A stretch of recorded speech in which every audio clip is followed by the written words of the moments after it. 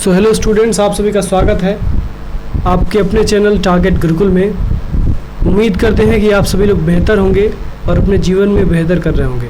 तो स्टूडेंट्स, जैसा कि आप सभी को पता है कि कल लखनऊ यूनिवर्सिटी का बीकॉम एंट्रेंस एग्ज़ाम होने वाला है और अपकमिंग 2 to 3 डेज़ में आपका डीडी यूनिवर्सिटी का भी एंट्रेंस एग्ज़ाम होने वाला है। फिर महात्मा गांधी काशी विद्यापीठ, मतलब लगातार आपके एंट्रेंस एग्ज़ाम होने वाले हैं। अब एंट्रेंस एग्ज़ाम की तैयारी कैसे करनी है, आपने पूरा जिम्मेदारी टारगेट गुरुकुल को दे दिया है। तो आपकी जिम्मेदारी, आपने जो भी टारगेट गुरुकुल को दिया है उसको निर्वहन करने के लिए टारगेट गुरुकुल निरंतर प्रयास कर रहा है।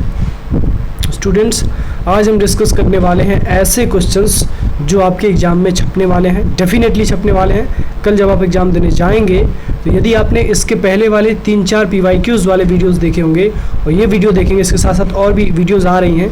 हमने लाइव क्लास शेड्यूल किया था, लेकिन लाइव क्लास में बच्चों का इंटरेस्ट नहीं दिखा। 10, 12, 20, 25 बच्चे आ रहे थे, तो इसीलिए हम सोचे कि रिकॉर्डेड क्लास ही बच्चों को देते हैं। हो सकता है कि बच्चे रिकॉर्डेड क्लासेस से ज़्यादा संतुष्ट हो, इसीलिए आपकी बात को समझा गया, आपकी भावनाओं को समझा गया और आपके लिए रिकॉर्डेड क्लास का भी अरेंजमेंट किया जा रहा है।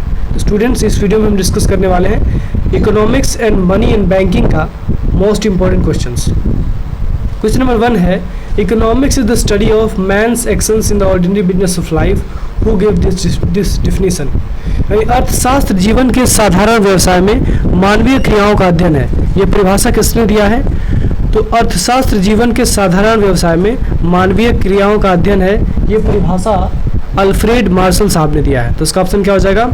सेकंड हो जाएगा, that is Marshall, Alfred martial.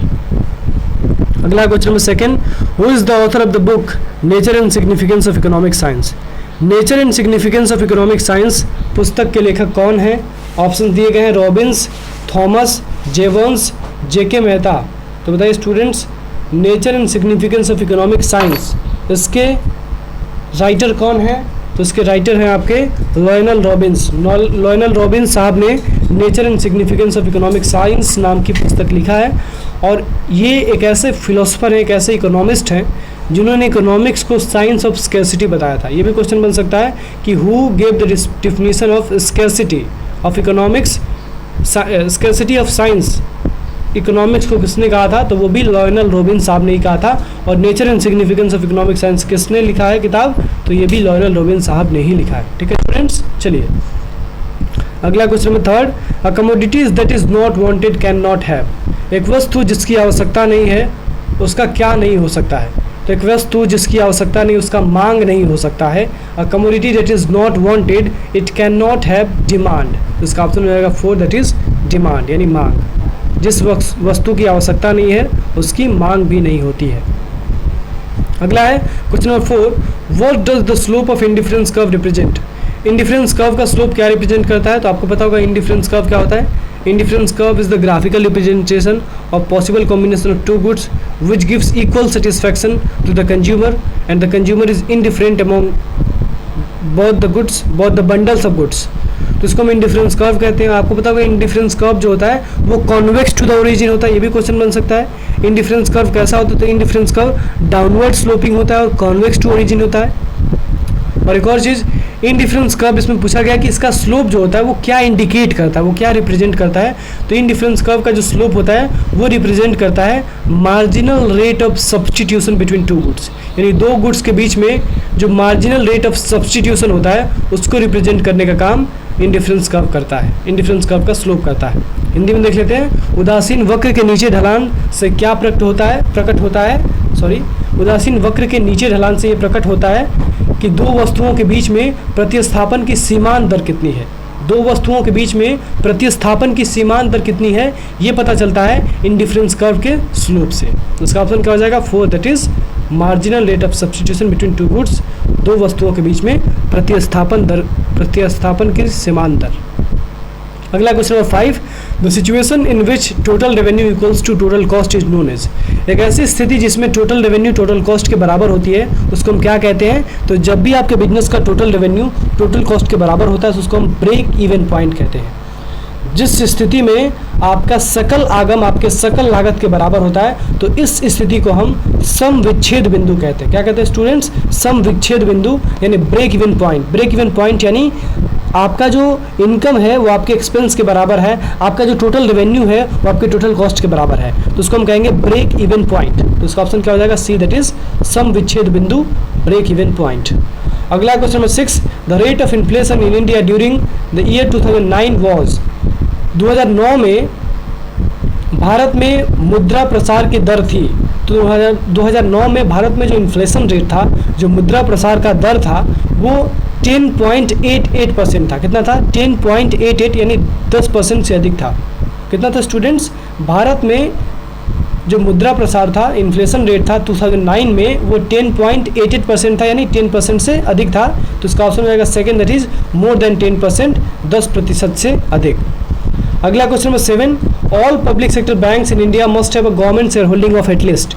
यानी जितने भी भारत में जितने भी सार्वजनिक क्षेत्र के बैंक हैं उसमें सरकार की कितनी अंशभागिता होनी चाहिए? तो उसमें सरकार की कम से कम 51% की अंशभागिता होनी चाहिए। जितने भी इंडिया में पब्लिक सेक्टर बैंक्स हैं उसमें गवर्नमेंट की शेयर होल्डिंग एटलीस्ट 51% होनी चाहिए। तो 7 का क्या हो जाएगा? A, that is 51%। All public sector banks in India must have a government share holding of at least 51%, और जो 49% होता है वो नॉन गवर्नमेंट शेयर होल्डिंग होता है। तो कम से कम 51% गवर्नमेंट शेयर होल्डिंग होता है, 51% कम से कम है, 51% से ज़्यादा हो सकता है, लेकिन 51% से कम शेयर होल्डिंग गवर्नमेंट का किसी भी पब्लिक सेक्टर बैंक में नहीं हो सकता है। ठीक है स्टूडेंट्स, चलिए अगला question number 8, When Reserve Bank of India wants to increase the money supply, repo rate is। जब हमारे देश का जो RBI है, रिजर्व बैंक ऑफ इंडिया, वो हमारे देश में मनी सप्लाई को बढ़ाना चाहता है, तो वो क्या इंक्रीज करता है? वो रेपो रेट को क्या करता है? सॉरी, तो वो रेपो रेट को डिक्रीज करता है। जैसे ही रेपो रेट को डिक्रीज करता है तो क्या होता है? कमर्शियल बैंक्स को सेंट्रल बैंक से लोन सस्ते दाम पे मिल पाता है, और कमर्शियल बैंक्स आगे भी जो बिजनेसमैन होते हैं, जो भी नीडी लोग होते हैं, उनको भी कम दाम पे, कम इंटरेस्ट पे लोन दे पाते हैं। और जब उनको वो कम लोन पे इंटरेस्ट देते हैं, कम इंटरेस्ट पे लोन देते हैं, तो पब्लिक ज़्यादा से ज़्यादा लोन्स लेती है, और जब पब्लिक ज़्यादा से ज़्यादा लोन लेती है तो ज़्यादा से ज़्यादा इन्वेस्टमेंट होता है, और जब ज़्यादा से ज़्यादा इन्वेस्टमेंट होता है तो हमारे देश में मनी सप्लाई बढ़ जाता है। तो याद रखना है, जब भी रिजर्व बैंक ऑफ इंडिया ये चाहता है कि हम मनी सप्लाई को बढ़ा दें, तो वो क्या करेगा? Repo rate, bank rate, cash reserve ratio, statutory liquidity ratio सबको घटा देगा। जितने भी रेशियो होते हैं, जितने भी रेट्स हैं, जो भी आपने पढ़े होंगे क्वालिटेटिव और quantitative instruments of money supply में, वो सबको घटा देगा। तो क्या होगा? तो इस केस में जो मनी सप्लाई होगा वो बढ़ जाएगा। और यदि रिजर्व बैंक ऑफ इंडिया चाहता है कि हम मनी सप्लाई को बढ़ा दें, घटा दें, तो मनी सप्लाई को घटाने के लिए वो रेट्स को बढ़ा देगा। यानी रेट्स को बढ़ाएगा तो मनी सप्लाई घट जाएगा, और रेट्स को घटाएगा तो मनी सप्लाई बढ़ जाएगा। तो यहाँ पे ऑप्शन क्या होगा? A, that is reduced. When Reserve Bank of India wants to increase the money supply, जब रिजर्व बैंक ऑफ इंडिया मुद्रा की आपूर्ति को बढ़ाना चाहती है तो रेपो रेट की दर को वो घटा देती है। ठीक है, यानी रेपो का जो रेट होता है वो डिक्रीज कर देती है, रिड्यूस कर देती है। अगला question number 9, the theme of the 11th 5-year plan is. यानी 11वें पंचवर्षीय योजना का मूल विषय क्या है? तो 11वें पंचवर्षीय योजना का मूल विषय था इंक्लूसिव ग्रोथ।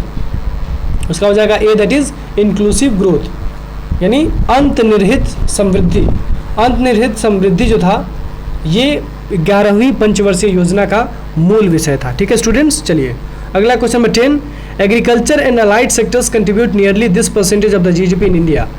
एग्रीकल्चर और जो अलाइड सेक्टर्स हैं वो हमारे देश के जीडीपी में कितना कंट्रीब्यूट करते हैं? यानी भारत के सकल घरेलू उत्पाद में लगभग कृषि व संबंधी क्षेत्रों का कितना कंट्रीब्यूशन होता है, कितना उनका योगदान होता है?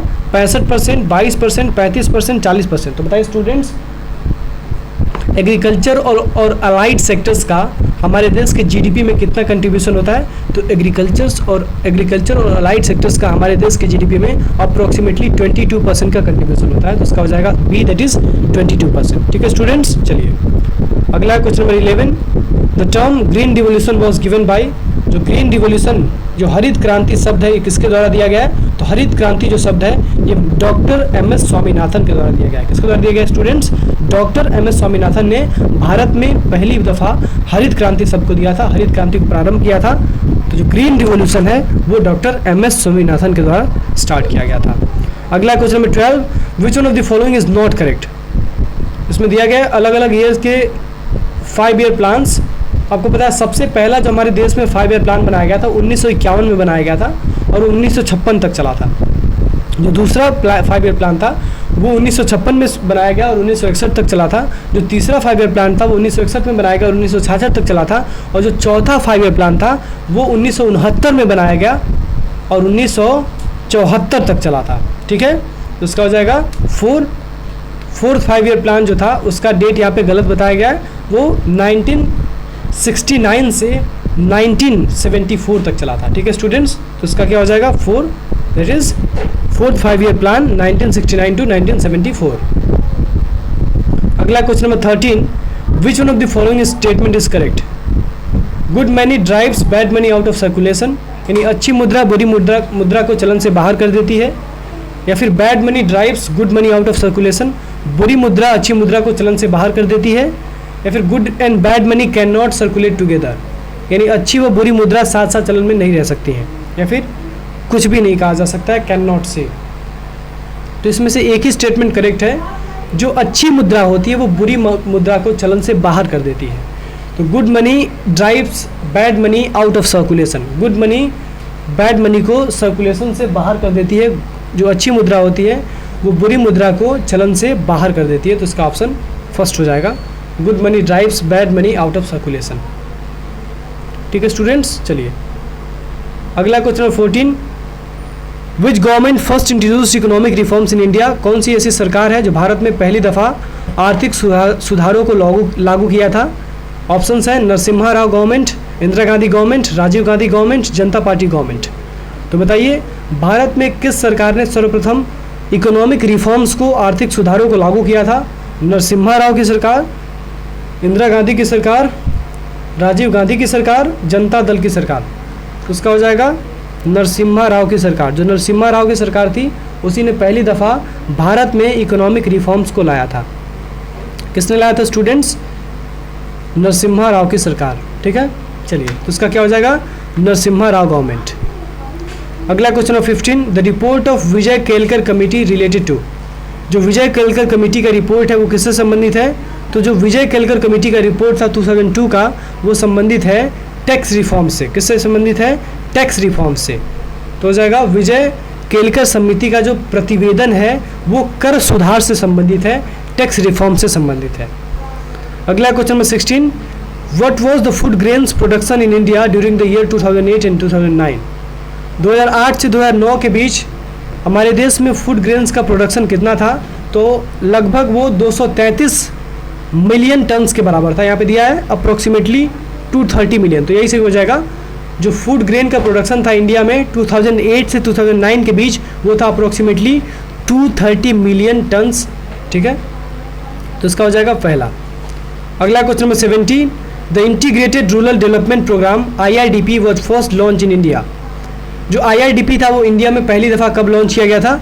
भारत में एकीकृत ग्रामीण विकास कार्यक्रम सर्वप्रथम किस वर्ष में प्रारंभ किया गया था? तो जो इंटीग्रेटेड रूरल डेवलपमेंट प्रोग्राम था वो इंडिया में पहली दफ़ा 1978 में स्टार्ट किया गया था। कब स्टार्ट किया गया था स्टूडेंट्स? 1978 में।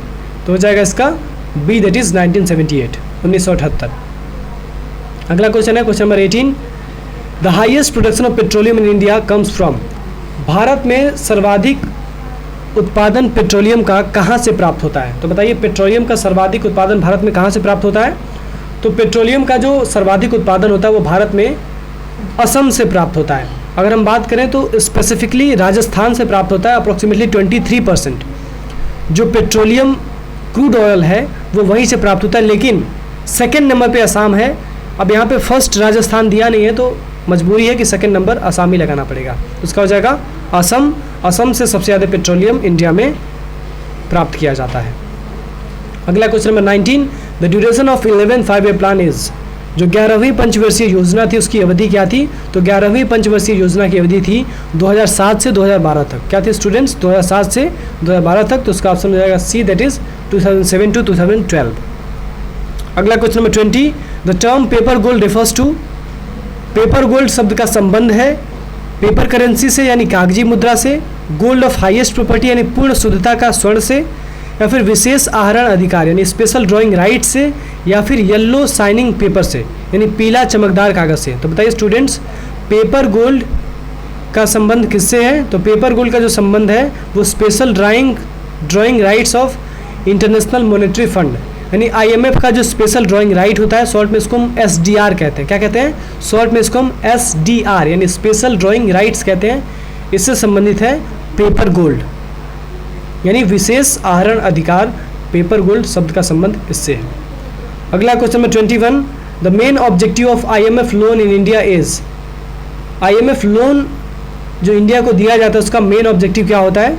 जो भारत को अंतर्राष्ट्रीय मुद्रा कोष से ऋण प्राप्त होता है उसका मुख्य उद्देश्य क्या होता है? टू इम्प्रूव टेक्नोलॉजी यानी तकनीकी सुधार करना, टू इम्प्रूव एग्रीकल्चर यानी कृषि सुधार करना, टू इंक्रीज इंडस्ट्रियल आउटपुट यानी औद्योगिक उत्पादन में वृद्धि, या फिर to meet the balance of payment problem यानी भुगतान संतुलन की समस्या को हल करना। तो इसका ऑप्शन हो जाएगा 4, that is to meet the balance of payment problem, यानी भुगतान संतुलन की समस्या को हल करना।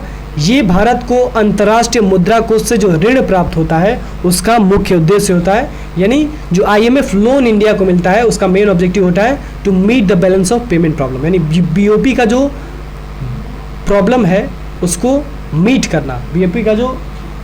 BOP जब बैलेंस नहीं हो पाता है, बैलेंस ऑफ पेमेंट जब बैलेंस नहीं हो पाता है तो IMF से लोन लेके उसको बैलेंस करने की कोशिश की जाती है। ठीक है स्टूडेंट्स, तो इस वीडियो में इतना ही। अगले वीडियो में डिस्कस करेंगे क्वेश्चन नंबर 22 से आगे तक।